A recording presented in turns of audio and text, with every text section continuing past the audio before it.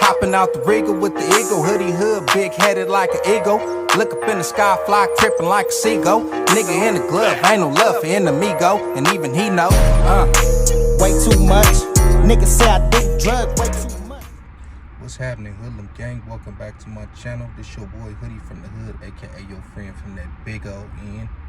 And today, I got a little hot topic for y'all, and I just wanted to know, is telling on the police telling?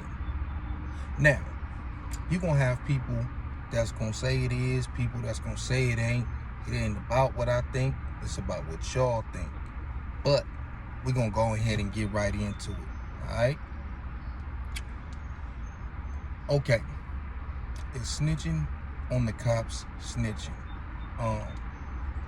First of all, I want to give a shout out to Gangster from OGENT. I think he had this conversation not too long ago in one of his lives.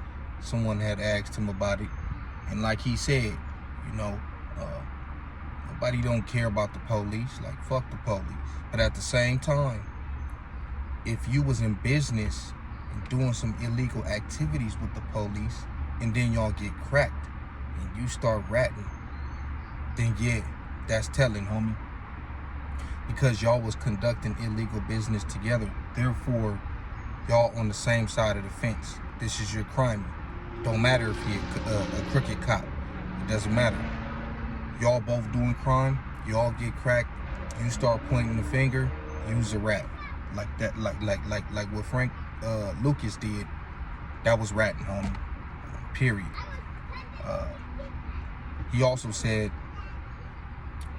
you know, that's like if you driving down the street, right, and the police recognize who you are and they pull you over, say you speeding, but you're not speeding, you know, search your car, mess all your stuff up, and still give you the ticket. You gonna go to court and you gonna fight that ticket, and you gonna say the cop is lying, as you should. You said if that's the case, that will be considered snitching.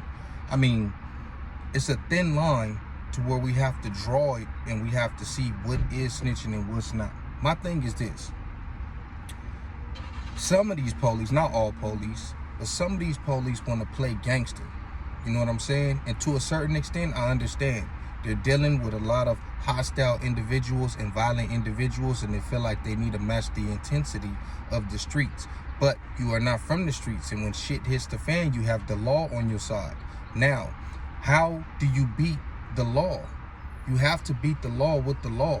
Most of you guys are not willing to go to war with the police. You're not. Let's just be completely honest with that. You got some people, every now and then, they, you know, they get fed up and they return fire. Some people will physically assault the police, but most people is not trying to do that. You can have 20 homies right here, right now. 2 police will pull up and everybody will freeze. Maybe some will walk away, maybe a few will run. So y'all not willing to go that route. You have to fight the law with the law. That's the only way. You're not dealing with street individuals. And that's why a lot of times the police will get away with a lot of the stuff that they do, because they know that you have that street mentality of not telling, even if it includes on them. So they'll do some extra stuff, plant stuff on you, trump up your charges, violate your rights, and do all of that because they know there's no consequences. And even if you do tell on them, they turn into that cop. They turn into that upstanding citizen on the stand.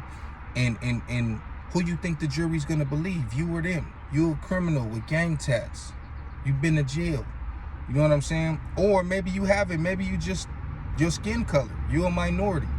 And even though a lot of them are minorities, you know, once you put on that badge, they all one color, homie. You know what I'm saying? But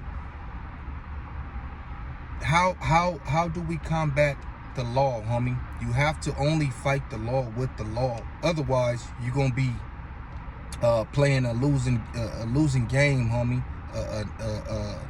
A war that you can't win. It's like bringing a rock to a gunfight, homie. It's just not gonna happen for you. Also, I was hollering at Alex from Street TV last night. Shout out Alex, man. If you're not subscribed to Street TV, you crazy. We don't talk all the time, but every time we do talk, it's a good conversation. It's a productive conversation. And 9 times out of 10, we're going to be on the phone for at least 30 minutes to an hour each time. You know what I'm saying? So shout out to Alex. And it's like this, like even in prison, you know, I don't really speak on prison, but you know, the CEOs in there are foul, homie. We all know this. Blacks have historically, I'm not saying other people don't get mistreated, but when you go back to them 60s, 70s, and 80s and stuff like that, even the 90s, it was disproportionately against our favor. You know what I'm saying? So not only do you have other entities against you, but you have the police that are siding with those entities to make sure that they come out on top. And I'm gonna leave that at that. So blacks have always historically pushed paperwork. You know what I'm saying? Whether it be lawsuits, whether it be 602s, whatever the case. And other entities looked at it like blacks were crybabies and always complaining. You know, and I was watching a channel the other day, I forgot who it was, but this was someone who had been to prison, and they were saying this, like, this is how blacks were viewed, as crybabies for always complaining and pushing paperwork, but they wasn't going through the obstacles that blacks were going through. Yes, it might not have been me. I know people gonna be like, it wasn't you. I got so many homies, and there's countless documentaries and stories out there of blacks getting done dirty, period. But anyways, but fast forward, that same ideology that other people had to adopt got them out of the chute. You know, all the stuff that they were doing will be considered insanity. You're trying the same thing over and over again, and you're getting the same results. You know, taking off on the police, cell extractions, all kind of stuff. It just made them justify why they had you guys in the chute or on lockdown or validated. But once people started pushing that paperwork, voila, they out of the chute. Now, can you imagine when the Corcoran wars was going on and all that stuff, when they was setting people up? If you don't know what I'm talking about, it's all over the internet. It's videos, it's countless specials on the Corcoran shoe wars, whatever the case. Imagine if everybody would have just came out and just sat down. They would have just sat down instead of feeding into the cops' game and, oh, that's my enemy, and taking off on sight because they felt like they had to do that. That's why the police kept doing it, because they knew that people wasn't using this. Even if they knew that it was wrong, they still had to get off. You know what I'm saying? Instead of just sitting down and not playing the police's game. So many lives could have been saved, and so many people who probably caught way more years than they originally had and would probably be out by now if they would have just sat down instead of playing into the police game. Because the police know that if they can keep us going at each other, it takes the attention off of them. You understand what I'm saying? So yeah, man.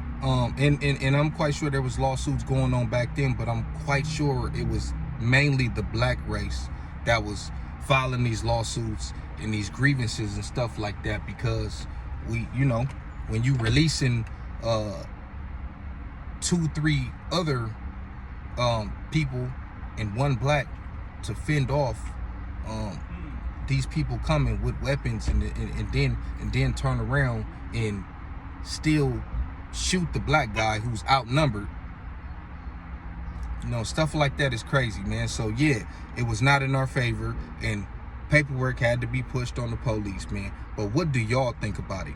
Do y'all think telling on the police is telling? I can't imagine if the homie get pulled over and the one time, you know, snatch him out the car, whoop his ass, and be let's say snatch his girl out the car and be touching on her. Like what's that movie?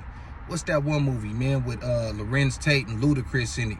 You know what I mean? When they did some weird stuff like that, and you got cops out there like that, and then he go and he sue. I can't imagine if he pull up to Hood Day, the homies gonna want to pack him out over that. But I don't know, man. Different strokes for different lokes. Y'all let me know what y'all think in the comments, man. Like, subscribe, comment. all that good stuff. Hoodie from the hood, your friend from that big old end. And I'm out. Hopping out the Regal with the eagle, hoodie hood, big headed like an eagle. Look up in the sky, fly tripping like a seagull. Nigga in the glove, ain't no love for enemigo, and even he know. Way too much. Niggas say I did drugs way too much.